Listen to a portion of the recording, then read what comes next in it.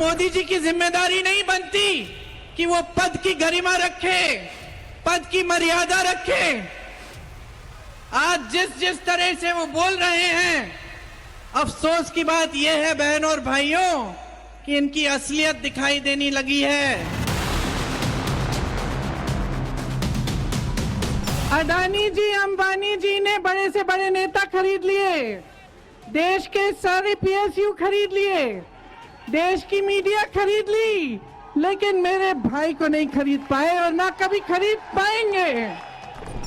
मेरी मां का मंगलसूत्र इस देश को कुर्बान हुआ है, और अगर मोदी जी मंगलसूत्र का महत्व समझते तो वो ऐसी अनैतिक बातें नहीं करते।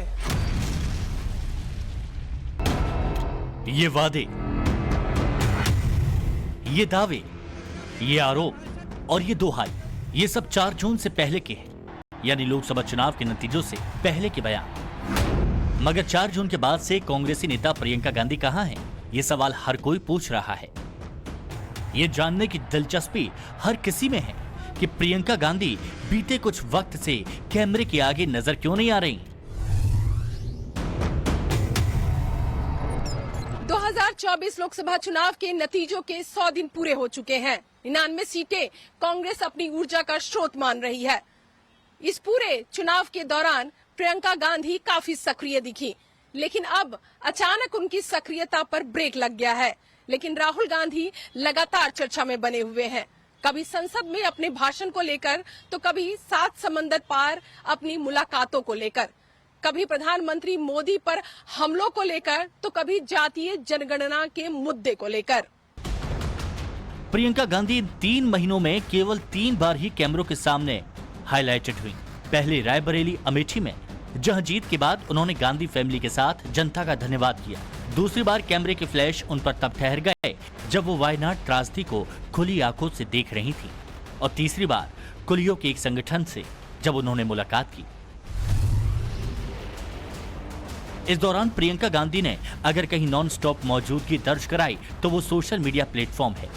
मोदी सरकार की नीतियों के विरोध से लेकर राहुल गांधी की तारीफ तक प्रियंका ये बताने की कोशिश करती रही कि वो परिदृश्य से पूरी तरह से गायब नहीं है, मगर जमीन पर उस तरह की सक्रियता नहीं, और वो भी तब जब उनकी शब्दावली बहुत मजबूत मानी जाती है।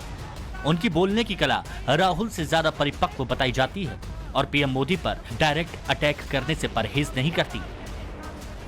देश के सबसे बड़े प्रधानमंत्री जी, जो सबसे बड़ा पद ले रखे हैं देश में, जिनके पास सबसे ज्यादा सत्ता है, उस पद की गरिमा को, उस पद की गंभीरता को आधार बनाकर ऐसी बकवास की बातें आपके सामने चुनाव। मौजूदा परिप्रेक्ष्य में प्रियंका गांधी को लेकर ये सवाल इसलिए भी वाजिब हैं क्योंकि उनकी भूमिका सिर्फ गांधी परिवार की नेता के तौर पर नहीं रह गई है, बल्कि वो वायनाड में लोकसभा उपचुनाव की कांग्रेस उम्मीदवार भी हैं।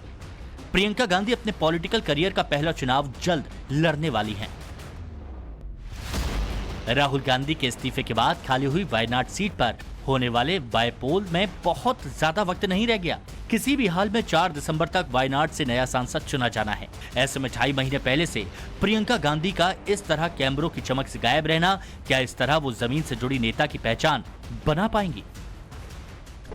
याद कीजिए, प्रियंका गांधी ने अमेठी और रायबरेली की जनता से यह भी वायदा किया था कि वो बार बार यहां आती रहेंगी, चुनाव के नतीजों के बाद उन्हें भूल नहीं जाएंगी।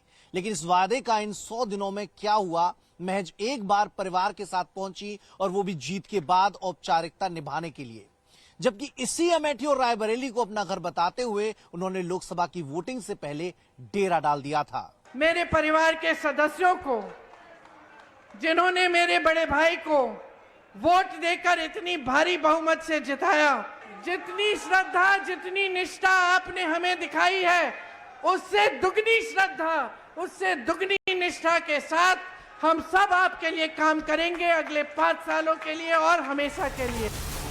तो क्या बीजेपी के उन आरोपों पर मोहर लग जाती है जिसमें वो प्रियंका गांधी को सीजनल नेता बताती रही है, और ये दावा किया जाता है कि चुनावी दिनों में ही उनकी सक्रियता होती है, क्योंकि प्रियंका गांधी हरियाणा विधानसभा चुनाव में प्रचार करने वाली हैं। जम्मू कश्मीर में भी पहली बार रैलियां करती नजर आएंगी। इस भूमिका में उतरने से पहले प्रियंका गांधी हिमाचल प्रदेश के शिमला में निजी आवास पर पहुंची, जहां वादियों का दीदार करने का शेड्यूल रखा गया है।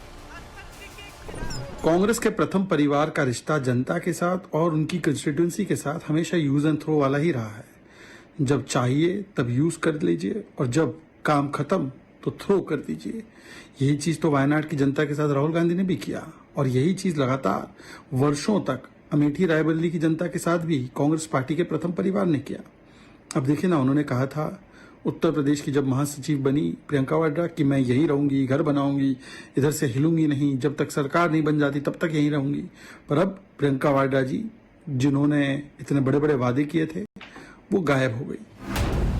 आमतौर पर नेताओं के लिए माना जाता है कि वो छुट्टियों पर बहुत कम रहते हैं, संगठन से जुड़े लोगों और कार्यकर्ताओं से मुलाकात करते हैं, टाइम टू टाइम पब्लिक से कनेक्टेड रहते हैं, देश के संवेदनशील मुद्दों पर आवाज उठाते हैं और सबसे अहम, जमीन पर उनकी अपीयरेंस नजर आती है। लेकिन 20 साल के सियासी अनुभव के बाद भी प्रियंका गांधी का ये रुख क्या उन्हें अनुभवी नेताओं की जमात में खड़ा करता है? क्योंकि प्रियंका गांधी ने राजनीति की गलियारे में साल 2004 में ही एंट्री कर दी थी और फिर जनवरी 2019 में औपचारिक रूप से राजनीति में उतर आई।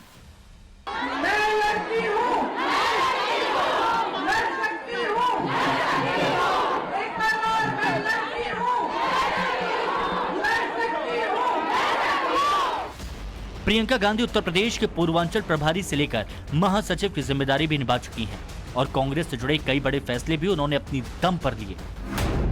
2022 के यूपी चुनाव में कांग्रेस को उन्होंने अपने दम पर लड़ाया और 40% महिलाओं को टिकट दिए थे। पंजाब में कैप्टन अमरिंदर सिंह को मुख्यमंत्री पद से हटाने के बाद कई कांग्रेसी विधायकों को मनाने में उन्होंने भूमिका निभाई।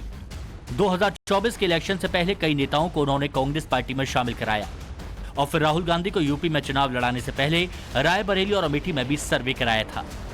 हिमाचल प्रदेश, कर्नाटक और तेलंगाना विधानसभा चुनाव में कांग्रेस का मुख्य चेहरा रहकर दर्जनों रैलियां कर चुकी हैं प्रियंका गांधी। मगर इसके बाद भी यही कहा जाता है कि दादी इंदिरा गांधी का अक्स दिखता है प्रियंका गांधी में। प्रियंका का मिलनसार रवैया दादी इंदिरा गांधी की याद दिलाता है। फिर ऐसी क्या वजह है कि कांग्रेस के अंदर ही प्रियंका की इमेज राहुल गांधी के बराबर नहीं बन पाई?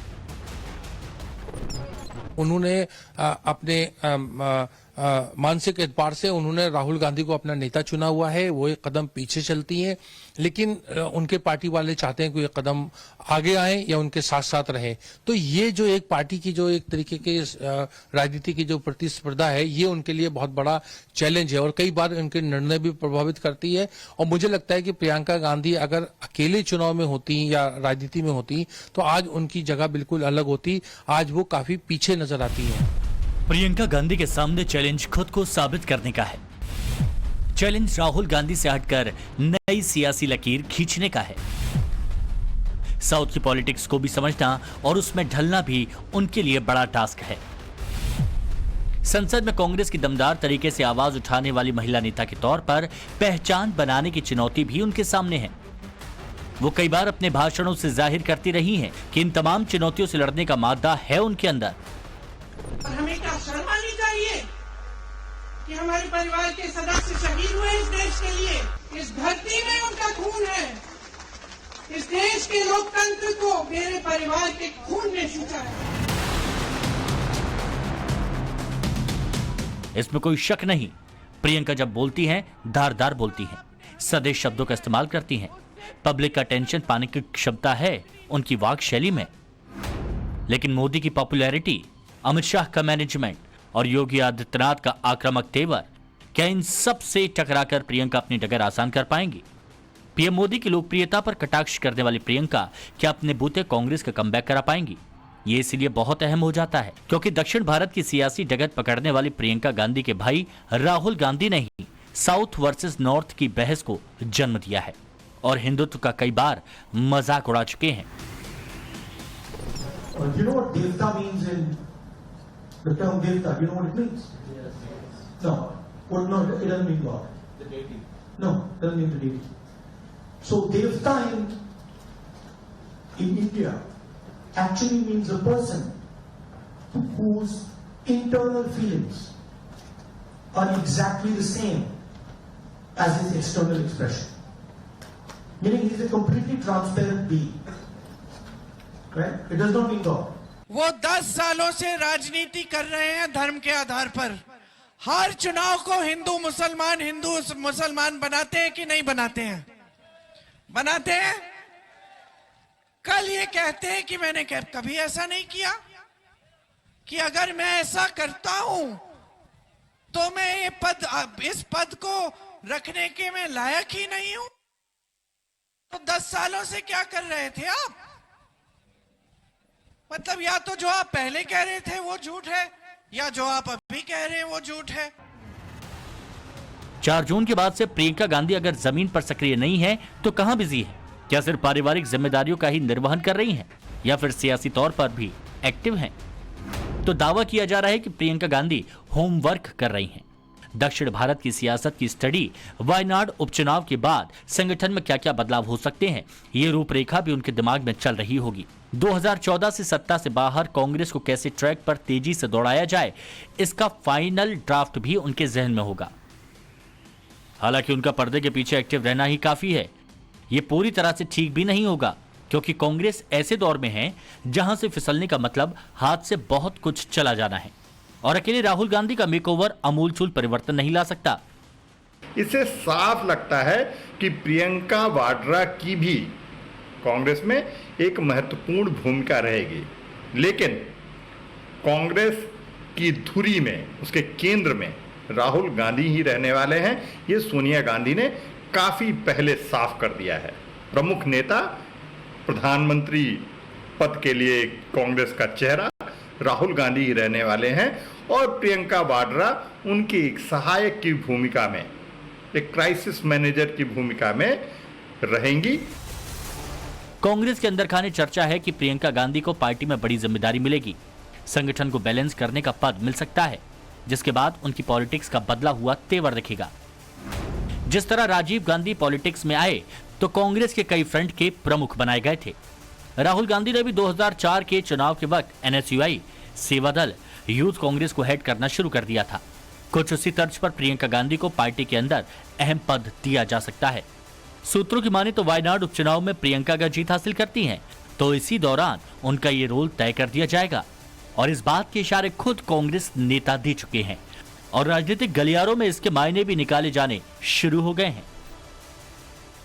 प्रियंका गांधी अहमद पटेल जैसे रोल में धीरे धीरे आएंगी। वो पार्टी के संकट मोचक के रूप में, पार्टी के लोगों से संवाद करने के रूप में, और पार्टी में आने वाली मुश्किलों को या चुनौतियों को उनका एक समाधान ढूंढने के लिए आएंगी। तो वो एक उनकी भूमिका अलग होगी। जैसे अहमद पटेल जो थे वो राहुल गांधी, सोनिया गांधी से हट के वो पार्टी को उन्होंने एक जमा के रखा, और जो राज्यों की जो समस्याएं होती थी कांग्रेस की या मुख्यमंत्रियों की, उससे और सोनिया गांधी के से सलाह मशवरा करके वो उसको सॉल्व करते थे। तो प्रियंका गांधी को राहुल गांधी का सारथी माना जाता था, लेकिन अब योद्धा की भूमिका में उन्हें उतरना है।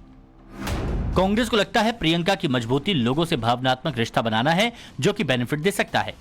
प्रियंका के राजनीतिक डेब्यू से राहुल गांधी पर कांग्रेसियों की निर्भरता थोड़ी कम हो जाएगी। दक्षिण भारत में राहुल गांधी की भरपाई प्रियंका गांधी के जरिए की जा सकती है। और सबसे बड़ी बात, केरल में कांग्रेस इस वक्त मजबूत स्थिति में है, इसलिए उनके पॉलिटिकल डेब्यू में दिक्कतें नहीं आएंगी। हालांकि बीजेपी परिवारवाद के आरोप लगाती है, क्योंकि राजनीति में कदम रखने वाले गांधी परिवार की 10वीं मेंबर है प्रियंका। ये जो बेकार जो परिवारवाद और ये सारे हैं, ये मुद्दे अब हल्के हैं, और जनता इस पर ध्यान नहीं देगी, और बस वो घबरा रहे हैं कि प्रियंका भी अब संसद में होंगे और लोगों की बात रखेंगे। जो भी बात बीजेपी ने नहीं रखी और छुपाते हैं लोगों की बात, लोगों की सुनवाई नहीं होती है, वो प्रियंका के द्वारा भी होगी, और लड़ेंगे, बीजेपी से लड़ेंगे कि प्रगति होनी चाहिए देश में, और देश के बारे में, देश के लोगों के बारे में सोचना चाहिए। सोनिया गांधी अब सियासत में सक्रिय नहीं, इसलिए कांग्रेस के पास प्रियंका को लाने के अलावा कोई और विकल्प नहीं था। इससे पहले खबरें थी कि प्रियंका को राज्यसभा के जरिए संसद पहुंचाया जा सकता है, मगर उन्होंने रास्ता चुना लोकसभा का। सवाल है कि वायनाड में उनके लिए चुनाव जीतना क्या इतना आसान होगा? वायनाड सीट पर 40% मुस्लिम वोटर हैं, 40% हिंदू मतदाता हैं, और 20% वोटर ईसाई समुदाय से हैं। सेफ सीट मानी जाने वाली वायनाड से राहुल गांधी 2 बार चुनाव जीत चुके हैं। नेता जनता का सेवक होता है, सेवा हमारा कर्तव्य है।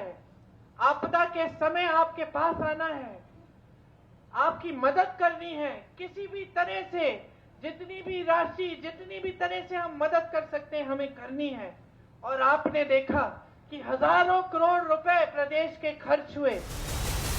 बहुत संभव है आने वाले वक्त में प्रियंका की नई तस्वीर सामने आएगी।